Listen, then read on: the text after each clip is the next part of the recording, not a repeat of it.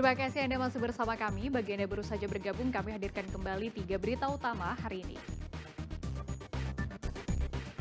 Puluhan hektar tanaman cabai di Desa Mekarjaya, Ogan Ilir rusak akibat dampak kemarau dan diserang hama. Sudah 4 bulan, warga Desa Mayapati, Ogan Ilir kesulitan air bersih karena kekeringan.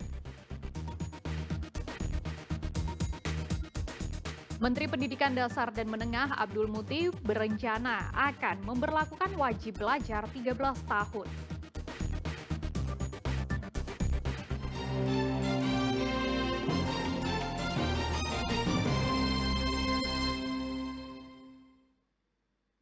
Diterpa hujan lebat dan angin kencang, sejumlah pohon berukuran besar di kota Palembang roboh. Batang pohon yang roboh merusak pagar dan kios, selain merusak bangunan rumah dan memutus kabel aliran listrik.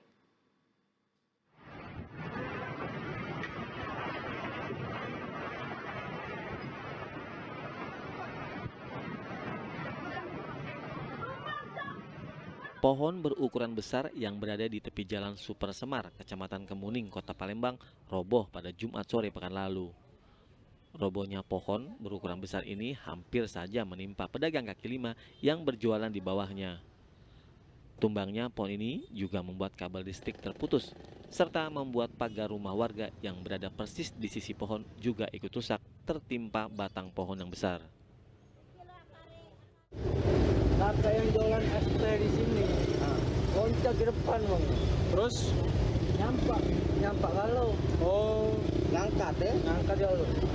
ini dia nih pohonnya tumbang ini gara-gara apa? Angin kenceng bang. Tadi angin kenceng. Terus ada uang enggak tadi? Ada korban enggak? Alhamdulillah ada hati ya. Enggak kati ya. Berdasarkan data pemerintah Kota Palembang, lebih dari 5 pohon roboh akibat diterpa angin kencang. Beruntung tidak ada korban jiwa dalam insiden ini. Kami baru dapatkan laporan ada 3 titik, jadi satu di depan Simpang Angkatan 66, di depan Hermina dan di depan Hotel Aston. Jadi ada 3 titik yang saat ini sedang ditangani karena angin kencang tadi. 3 titik itu berapa pohon, Pak? 3 pohon. 3 pohon. Ini tadi penyebabnya apa, Pak? Ya, angin kencang. Tadi kan memang sempat hujan deras dan anginnya cukup sangat kencang tadi anginnya kebetulan. Jadi ini juga orang lagi aktivitas ya tidak ada syukurnya tidak ada korban. Pemerintah daerah mengimbau masyarakat untuk lebih waspada jika ada hujan dan angin kencang, agar menghindari pohon-pohon yang mungkin saja bisa roboh.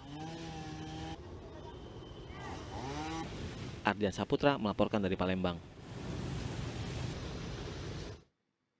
Kementerian Pekerjaan Umum mempercepat pembangunan Bendungan 3 di Haji yang berada di Kabupaten Oku Selatan.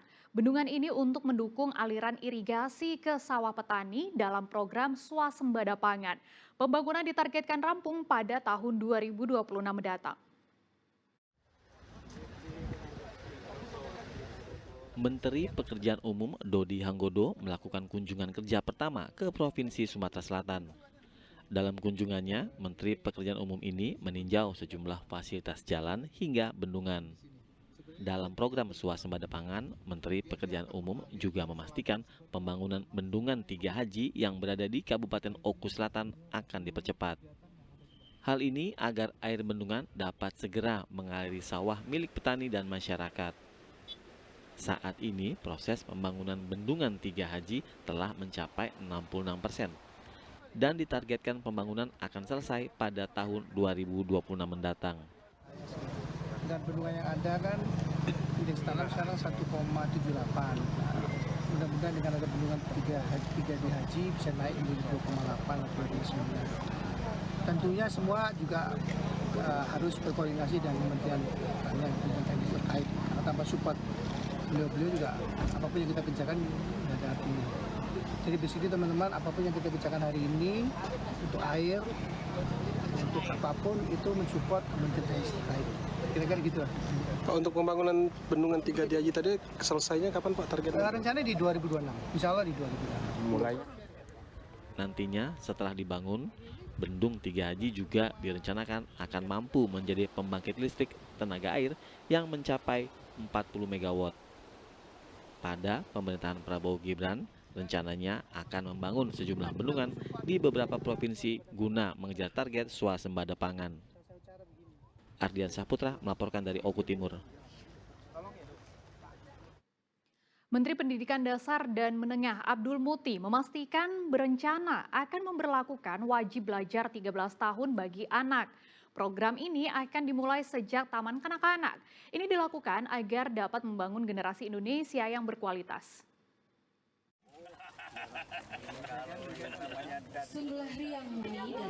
Setelah dilantik Presiden, Menteri Pendidikan Dasar dan Menengah Abdul Muti melakukan kunjungan kerja perdana ke Sumatera Selatan. Dalam kunjungannya ke Kota Palembang, Abdul Muti mengunjungi taman kanak-kanak, sekolah dasar hingga sekolah menengah kejuruan. Di taman kanak-kanak, Abdul Muti menyapa dan berinteraksi dengan anak-anak prasekolah TK Angkasa Lanut Palembang. Di tempat ini, Menteri Pendidikan Dasar dan Menengah mengatakan akan memberlakukan wajib belajar selama 13 tahun, terhitung sejak masa prasekolah. Hal ini mengacu pada studi terhadap negara maju, karena masa prasekolah dinilai waktu yang tepat untuk anak menerima ilmu pendidikan sambil bermain.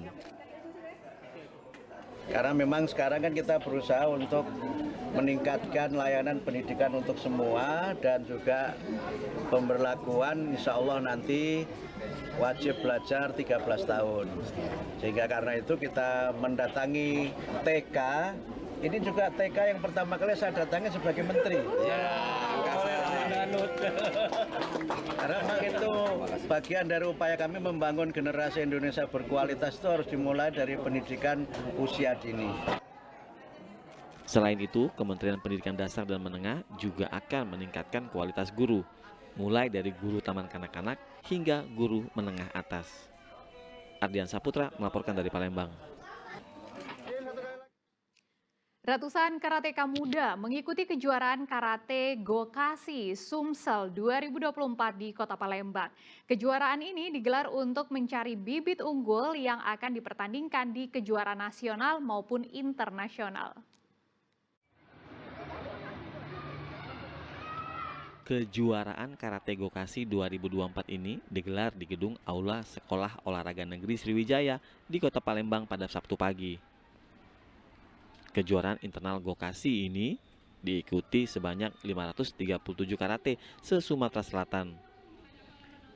Kejuaraan yang digelar ini dipantau langsung oleh pengurus Porki Sumatera Selatan. Tahun ini kejuaraan diikuti peserta mulai dari kategori anak-anak, remaja hingga dewasa. Meski persaingan berlangsung ketat, namun peserta terlihat bersemangat dan pantang menyerah mengikuti kejuaraan ini. Selain sebagai ajang prestasi bagi karateka muda, kejuaraan ini juga bertujuan untuk mencari bibit unggul yang nantinya akan dipersiapkan dalam kejuaraan tingkat nasional maupun internasional. Ini memang seharusnya setiap perguruan mengadakan kejuaraan, baik tingkat internal maupun open tournament. Tidak lain tujuannya kita untuk menggali atlet-atlet yang potensial sehingga bisa mewakili karate Sumatera Selatan untuk tingkat nasional maupun tingkat internasional. Sudah diikuti oleh peserta lumayan banyak, yaitu sebanyak 537 orang. Dan ini event ini sekaligus untuk persiapan yang akan datang, insya Allah kami akan mengikuti Kejurnas Gokasi di Jakarta. Kejuaraan Karate Gokasi 2024 ini memperebutkan medali dan piala bergilir Karate Gokasi. Nantinya, semua peserta yang menjuarai turnamen ini akan mewakili Sumatera Selatan dalam mengikuti kejuaraan tingkat nasional di Jakarta. Dedi Irwansah melaporkan dari Kota Palembang.